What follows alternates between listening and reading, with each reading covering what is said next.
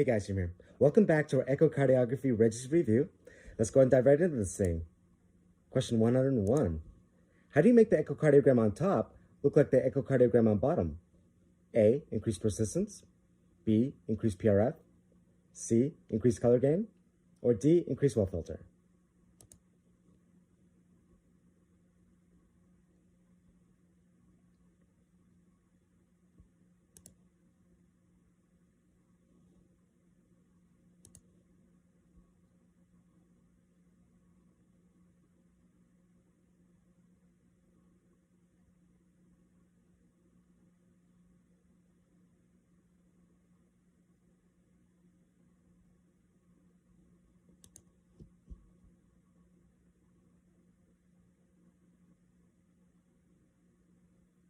The answer is C. Increase color gain.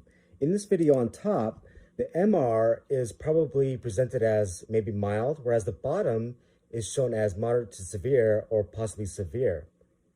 What's going on is the color gain here is turned down too low, and here it's optimized. Question 102. Which view will show the thoracic aorta in the long axis? A. Apical two-chamber. B. Parasternal long axis. C. Subcostal four-chamber. Or D. Suprasternal notch.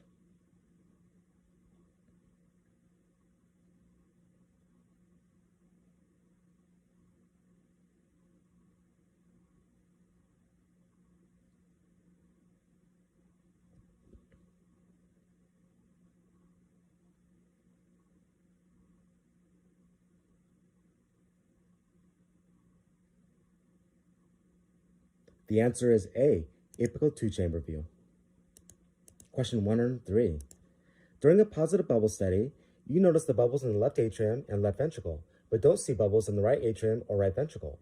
Which best describes what is going on? A. Persistent left superior vena cava. B. Right to left ASD. C. Left to right VSD. Or D. Bubble study was performed in the wrong arm.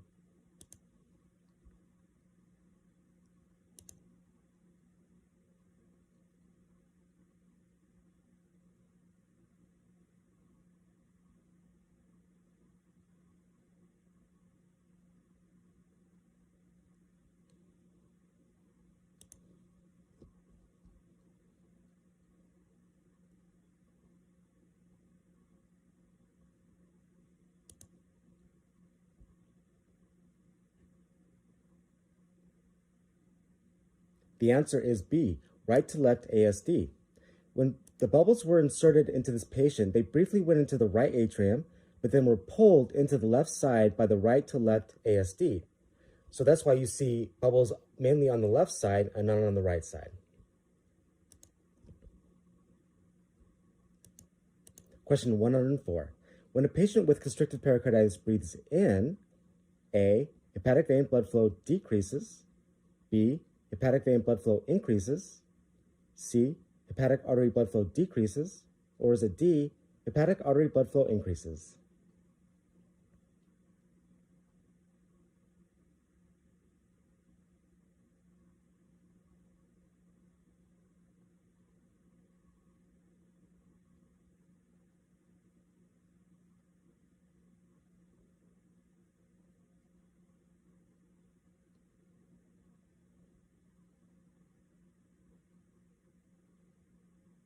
The answer is B. Hepatic vein blood flow increases.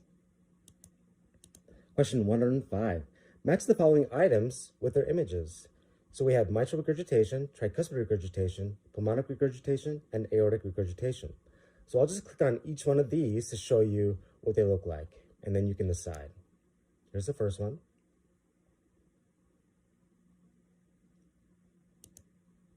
Second one.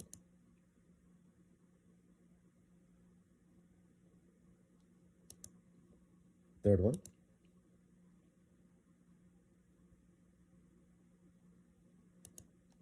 Fourth one.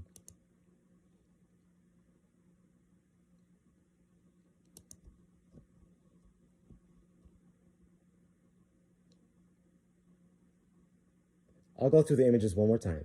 Here's the first one.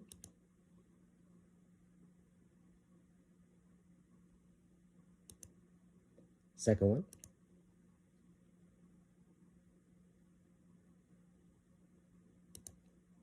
Third one.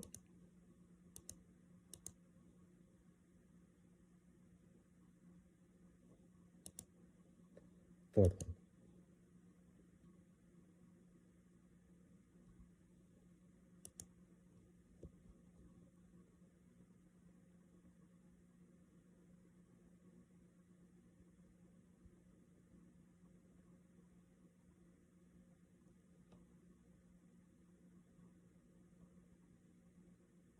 This top image here, this is aortic regurgitation. So I'm going to go ahead and connect this one to this one. Then this one right here, this is pulmonic regurgitation. This image here is tricuspid regurgitation.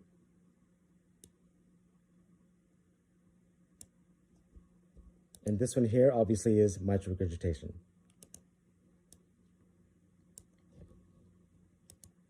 Question 106. Which view will demonstrate the interatrial septum perpendicular to the ultrasound beam? A. Subcostal forechamber. B. Apical forechamber. C. Personal short axis at the aortic level. Or D. Personal long axis.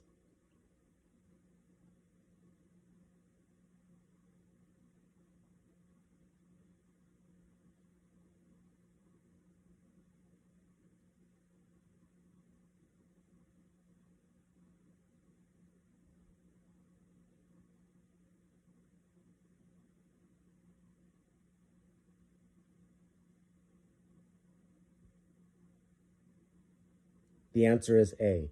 Subcostal forechamber view. Question 107. Right ventricular collapse occurs in the presence of tamponade as a result of which of the following? A. Extrapericardial pressures exceed the right ventricular diastolic pressures. B.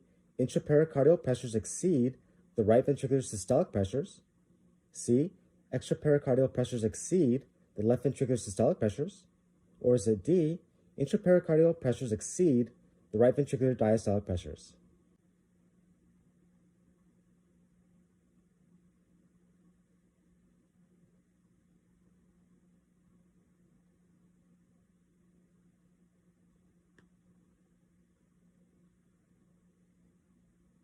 The answer is D. The intrapericardial pressures exceed the right ventricular diastolic pressures. Question 108. Which rudimentary valve, known as the valve of the IVC, can be found in or near the inferior vena cava? A. Eustachian valve. B. Chiari valve. C. The Bayesian valve. Or D. Tricuspid valve.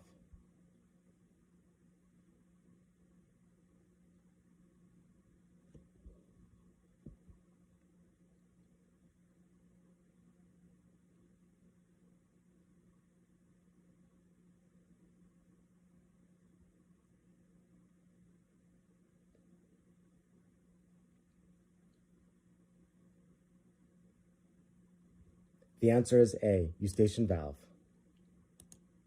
Question 109. When a patient breathes in during tamponade, A. Mitral valve blood velocity increases. B. Tricuspid valve blood velocity decreases. C. Aortic valve blood velocity increases. Or is it D. Pulmonic valve blood velocity increases?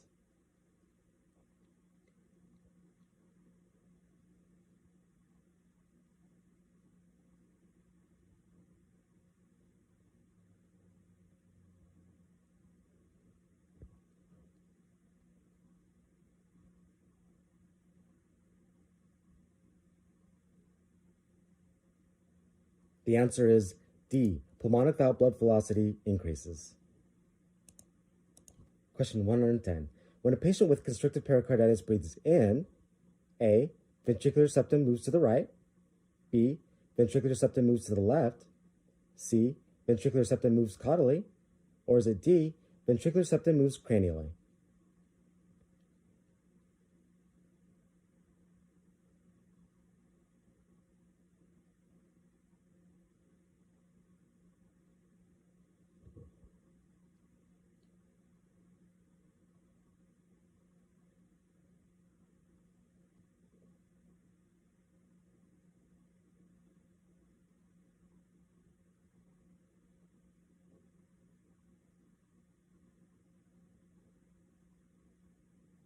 The answer is B.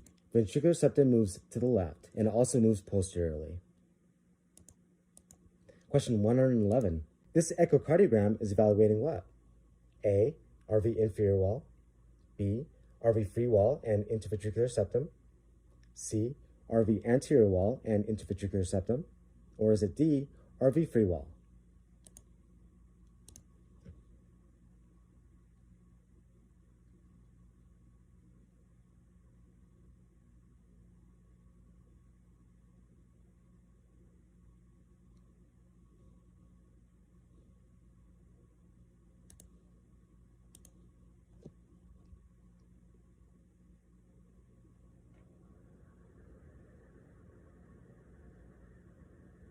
The answer is D. The RV free wall. Question 112. When a patient with constrictive pericarditis breathes out, A. Ventricular septum moves towards the tricuspid valve. B. Ventricular septum moves towards the mitral valve. C. Ventricular septum moves caudally. Or is it D. Ventricular septum moves cranially?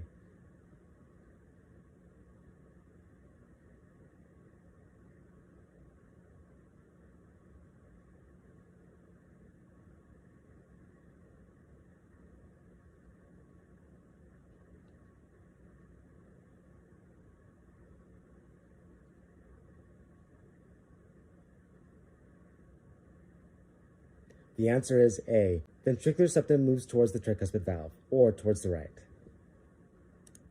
Question 113. The pressures in the right ventricle should be what percent of the left ventricle? A. 100%, B. 85%, C. 50%, or D. 20%?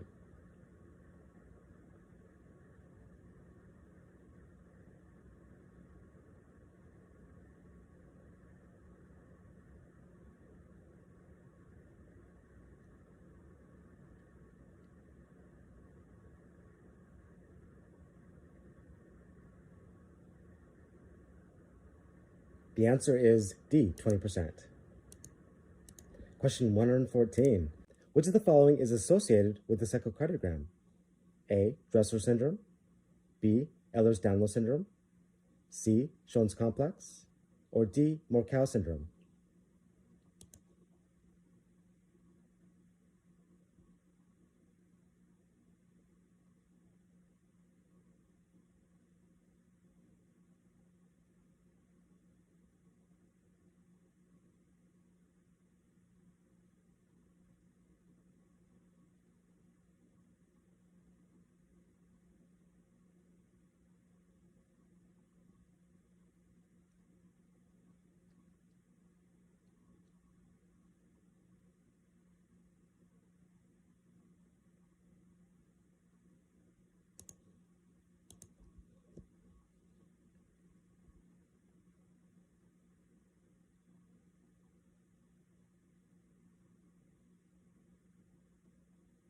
This patient here has a type A dissection, and Ehlers-Danlos syndrome is associated with dissections.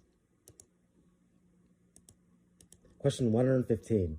Fluttering of the interventricular septum can be a sign of what? A. Left bundle branch block. B. Aortic regurgitation. C. Constrictive pericarditis. Or is it D. Right ventricular volume overload?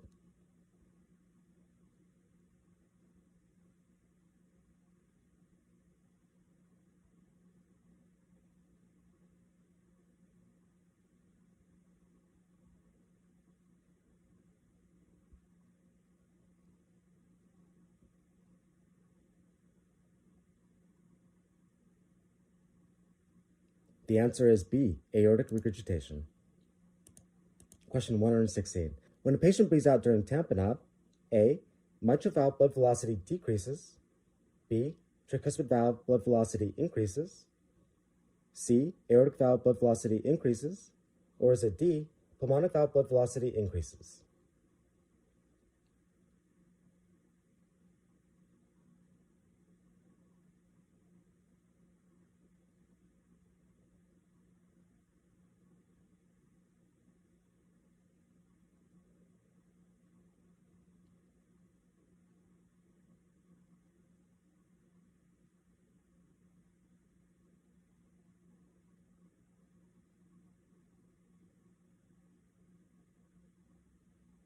The answer is C. Aortic valve blood velocity increases. Question 117. The pulmonary artery oxygen saturation is approximately what? A. 75%, B. 10%, C. less than 1%, or is it D. 97%?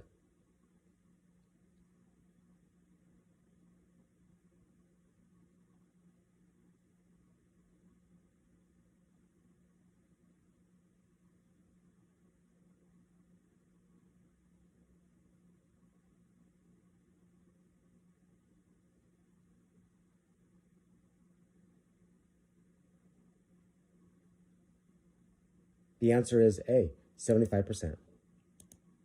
Question 118.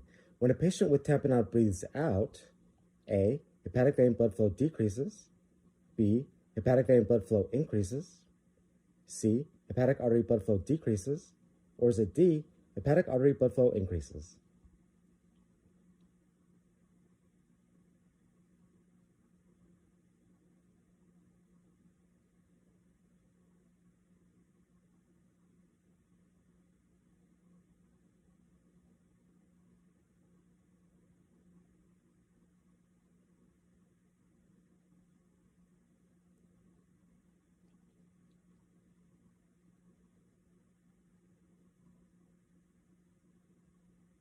The answer is A.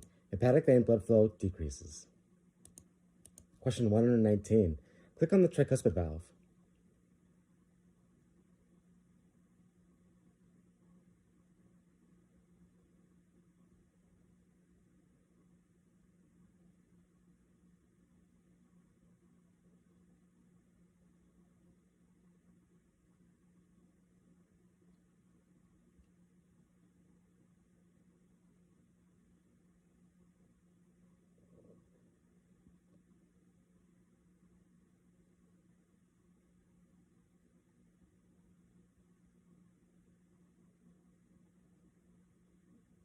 The answer is right here. This is the tricuspid valve.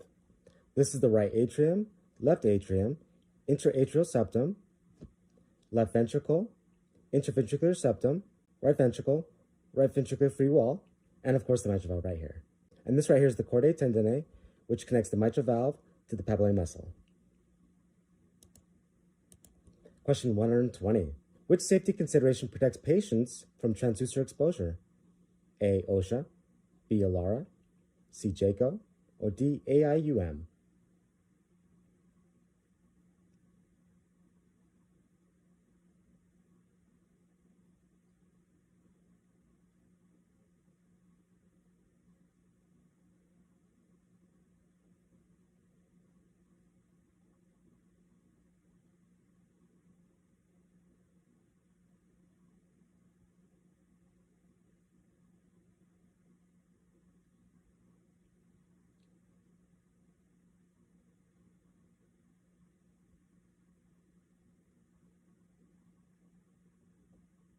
The answer is B. ALARA, which stands for as low as reasonably achievable.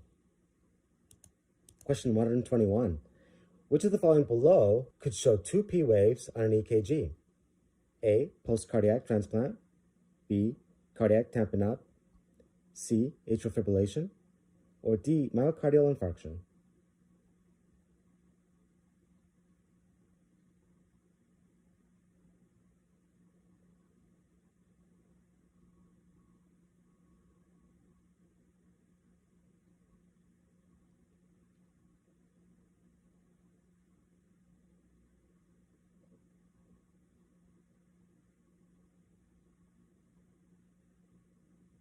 The answer is A.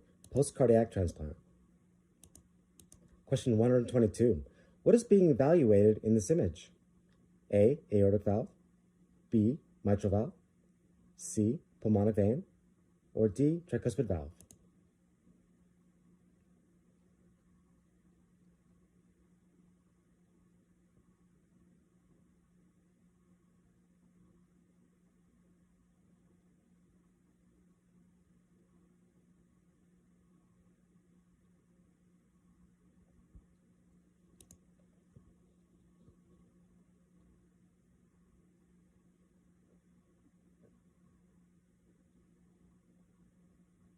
The answer is C, pulmonary vein. Question 123.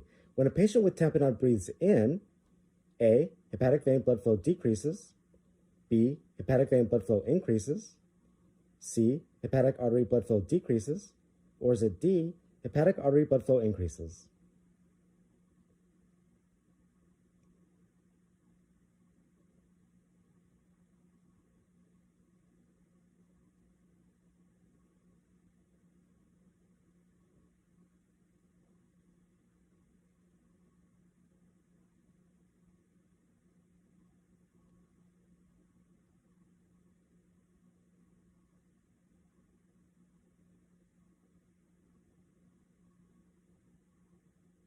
The answer is B, hepatic vein blood flow increases.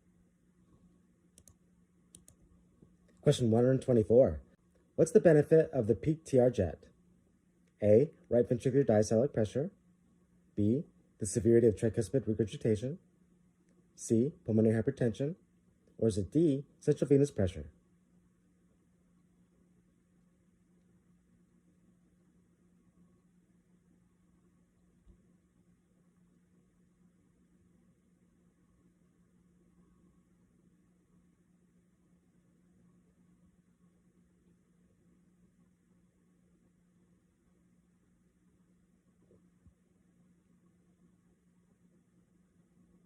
The answer is C, pulmonary hypertension, which means it helps calculate pulmonary hypertension.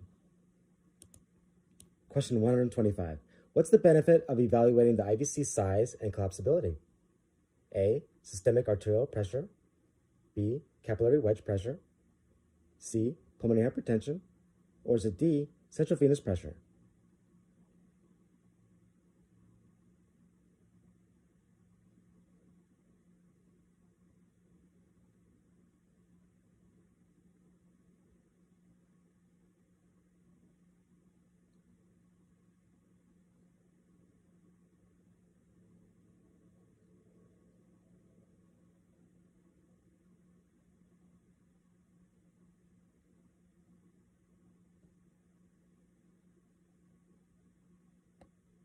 The answer is D, central venous pressure.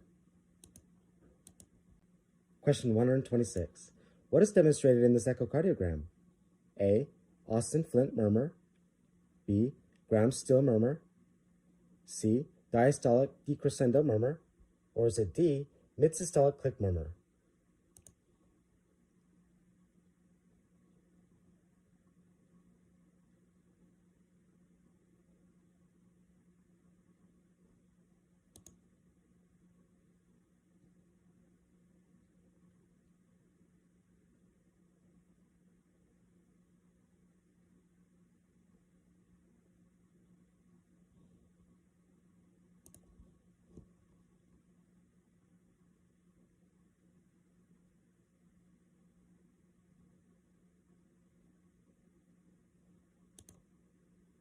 The answer is A, Austin-Flint murmur.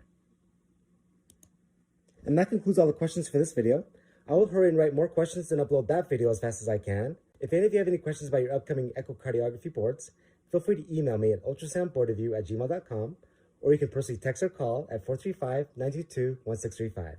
If you're looking to purchase mock exams, you can go to my website, ultrasoundboardreview.com, and you can subscribe to our mock exams there. Or if you're looking for more of a one-on-one echocardiography tutoring, you can subscribe to our tutoring session on my website as well. I'm Jim with ultrasoundboardreview.com. We'll see you next time.